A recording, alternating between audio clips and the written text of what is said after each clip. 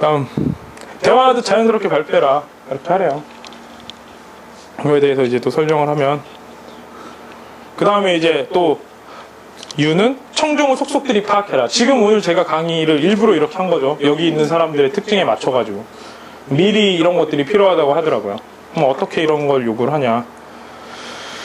꼭 이제 던져야 될, 제가 이제 강의를 저번에 2박 3일 했을 때는 이런 것들을 좀 많이 물어봤거든요. 전화를 해서 누가 참석을 하는지, 얼마나 오는지, 업무가 뭔지, 그래야 돼 그 사람에 맞춰서 얘기를 할 수가 있으니까.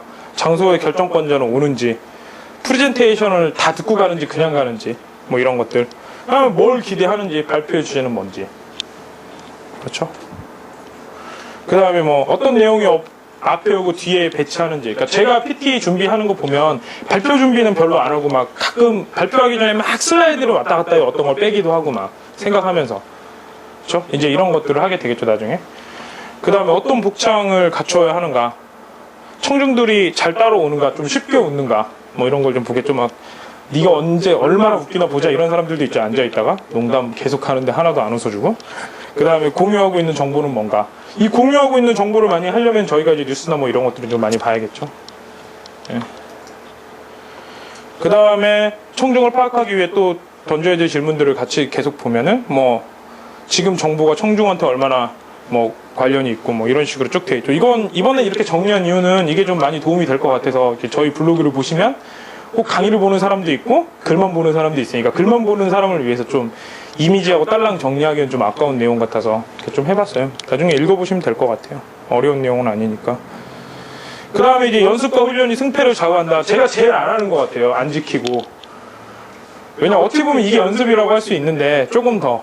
그럼 어떤 식으로 어떤 연습을 해야 되는 건가? 연습이라는 게 너무 막연하잖아요. 어떤 연습을 해야 되는지 좀 설명을 해드릴게요.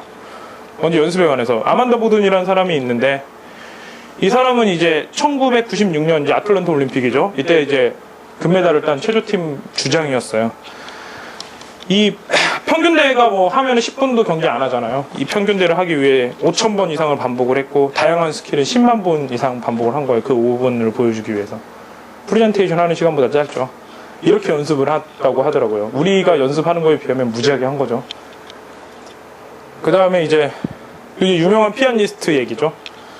이 사람은 하루를 연습하지 않으면 자신이 알고 이틀을 연습하지 않으면 선생님이 알고 3일이 연습하지 않으면 관객이 안다고 했거든요. 우리가 지금 일하는 것들도 이런 마음가짐으로 했으면 좋겠어요. 프레젠테이션이나 알잖아요. 보면 이렇게 PT 만들고 내가 오늘 뭐 발표하고 어제 이제 건희 씨랑 이렇게 같이 밥을 먹으면서 이제 물어봤거든요. 몇 가지 질문을 던졌는데 스스로가 잘 알잖아요. 내가 오늘 발표를 하는데 강의를 하는데 내가 이걸 어떤 식으로 어떤 자세로 어떻게 하는 거냐. 내 공부를 하는데 그냥 끝내는 게 있고 내가 더 위대해지고 멋있어지려고 끝내는 것들이 있잖아요.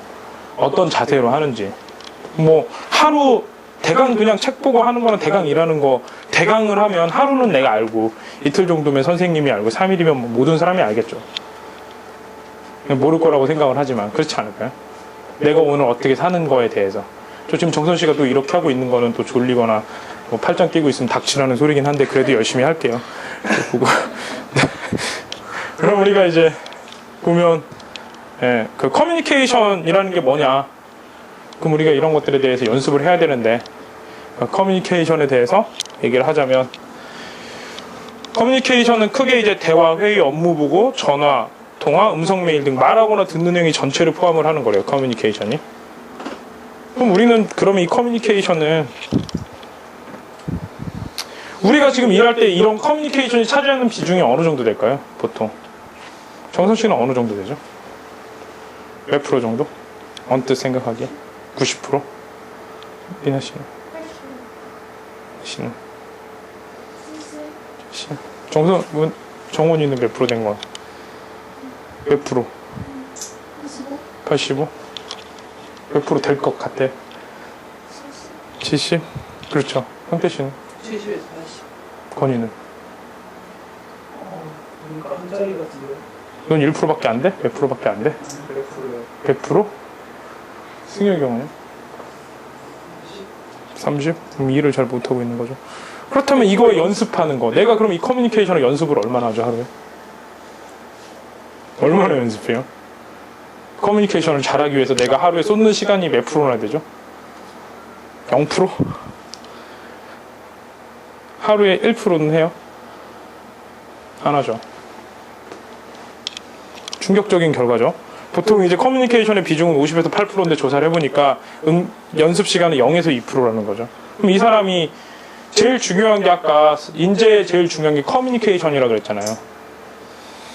그렇게 중요한 걸 하루에 0에서 2%만 연습을 한다 이거예요. 그러면은 앞으로 어떻게 될까요? 이 커뮤니케이션 문제가 있어가지고 나중에 큰 실수를 하거나 큰 기회를 놓치겠죠. 뭐 지난 6월달에 이런 일이 있었어요. 얘기하긴 좀 그렇지만 그래서 오늘 오시긴 했는데 이런 문제가 좀 있었죠. 커뮤니케이션 문제가 실제로 그렇게 됐는데 그렇게 돼서 막 기분 좋아서 막 도넛 사들고 왔는데 그런 일이 생겼었죠. 왜냐면 이건 커뮤니케이션의 문제가 있기 때문에 그래요. 커뮤니케이션의 문제는 자칫 일이 문제가 아니고 인생을 그르치게 만들어요. 그래서 항상 커뮤니케이션에 대한 문제는 항상 신경 쓰고 얘기를 해야죠. 하지만 이 커뮤니케이션의 97%는 뭐다? 언어적이다? 비언어적이다? 비언어적이다. 그렇죠. 또 팔짱 끼고 있죠, 정선 씨는. 왜냐면은 그게 있어요. 우리가 나가서 비즈니스를 하게 되면 저도 이제 제일 처음에 어른들한테 가장 많이 배웠던 게 손은 어떻게 하고 뭘 어떻게 하고 옷차림을 어떻게 하고 최소한 안에 있는 셔츠는 반팔이면 안 되고 이런 거부터 배웠거든요.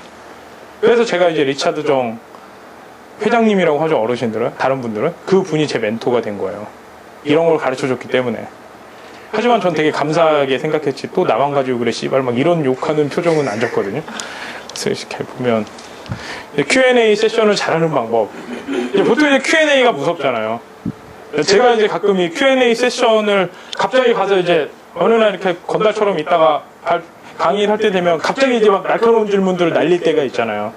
왜냐면 이게 강의를 얼마나 잘하냐보다 마지막 Q&A를 어떻게 하느냐가 그 마지막 그 사람을 완벽하게 평가를 하거나 그 회사를 평가하는 그 항목이 되거든요. 그러면 그때 어떤 식으로 대처를 하나 그걸 보는 거예요. 그럼 어떤 식으로 대처를 해야 되냐, Q&A 때는. 거기에 대해서도 잘 설명이 나왔더라고요.